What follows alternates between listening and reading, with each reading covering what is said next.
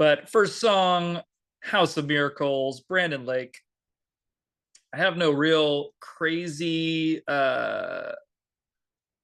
parts that I remember, but let's just double check.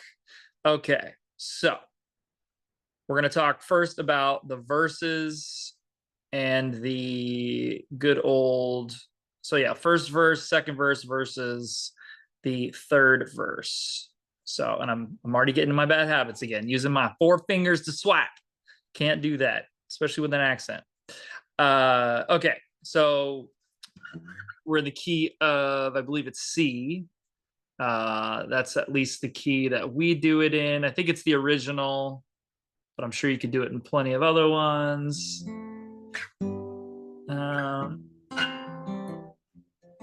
Yeah, 4, 5, 1/3, 4. This is the house of worship. This is a place of praise. Right? All right, then we go down to the third verse. You'll see that now we've got these, what I would call passing notes, passing tones. And it's obviously more common on the bass guitar, but because you're pretty much able to play the chords as well, I just put the chords on there too. But all you've got is it's kind of like it's not a jazz thing, but sometimes jazz players, they'll do like they'll go one below a note and then they'll go one above a note and then land on the note you're going for. Technically, this is like half of that. So instead of 4 to 5, it's 4, 6, 5. Same with 1/3, 5, 4 instead of 1/3, 4. And then we do that 2 times. So let me see if I can just show y'all real quick. So we have 4, 1/3, 4, 5, 4. Pretty simple, right? Hopefully you can hear the guitar now. Woohoo. Bad habits. All right. Now, and I'm not going to go crazy into detail with the chorus. Chorus is pretty straightforward. Very mimics kind of like the same chords as the verse. But let's go ahead and jump to the bridge. I actually kind of want to, well, I won't play it just for copyright reasons, but in the original, because this is the live version. So in the original studio version, he's got this kind of like this drum line kind of thing, I assume. But you know, it's like a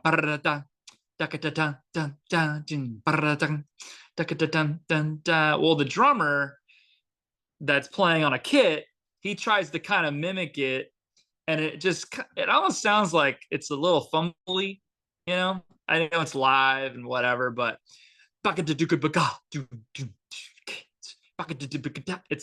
it's fine. It's waltzy, which, you know, is the song in 6/8? No, it's in 4/4. So that's another thing too. Is it kind of confusing? It's like it's kind of the wrong time signature against the other, but you know, whatever works. I might have been a preference to Brandon Lake, but bridge bass versus everything else.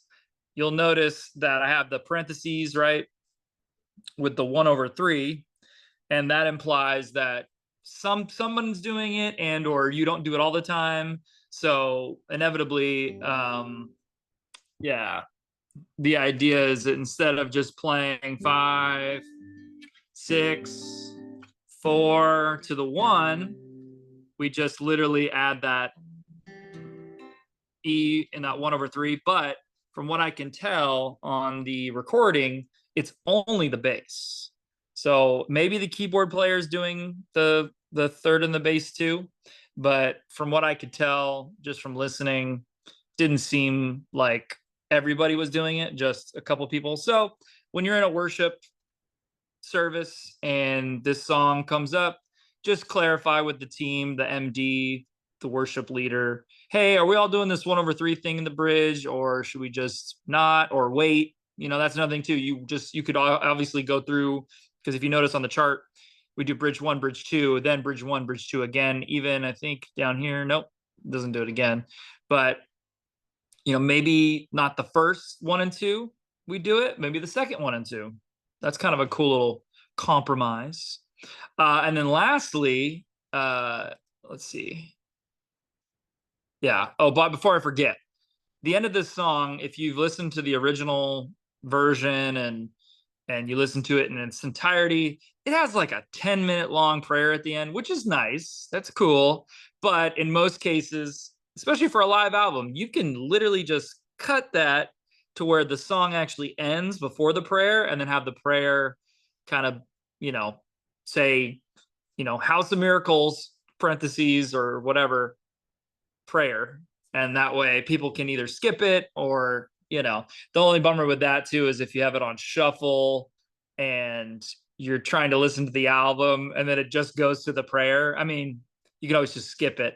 But yeah, that's always like a weird scenario, especially on like Planning Center, where you're downloading files or listening to files and you see that the song is like 16 minutes. You're like, oh no, I really got to prepare for this one. And then come to find out 8 minutes in, it's just 8 more minutes of whatever. So, but yeah, let's do the last thing, which is the chorus two. And the only reason why I added a chorus two was for one chord. And it literally is the one chord, but for just one chord.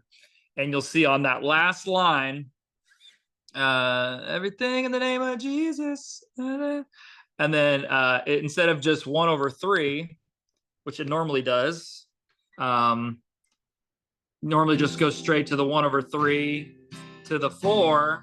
Well, instead of that, you just do the 1. And then to the 1/3, 4. Very simple, very small change. But if your whole band is doing it or your MD calls it out, you kind of, you want to be prepared. So another question you could ask the team, hey, are we all going to do this big one? Because then they do an instrumental after this. So the chorus two, second time, is actually an instrumental. I should have put that, but oh well. And they also do it there. So